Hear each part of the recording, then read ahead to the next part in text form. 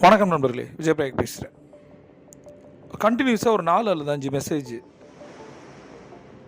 எடுத்து பார்த்தபோது, நான் போலீஸ் டிபார்ட்மெண்ட்டில் இருக்கேன் சார், ரொம்ப டிப்ரெஸ்டாக இருக்கேன், ரொம்ப ஸ்ட்ரெஸ்ஸாக இருக்கேன், சூசைட் தாட் வந்துட்டுருக்கு, உங்களை மீட் பண்ண முடியுமா அப்படின்னு ஒரு கேள்வி கேட்டு ஒரு ஆஃபீஸர்கிட்ட எனக்கு ஒரு மெசேஜ்.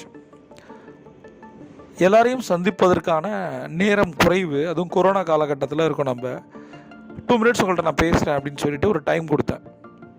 ஓவராலாக பேசி முடித்தேன். அவர்கிட்ட பகிர்ந்துக்கிட்ட சில விஷயங்களை இப்போ உங்களுக்கு நான் ஷேர் பண்ண நினைக்கிறேன்.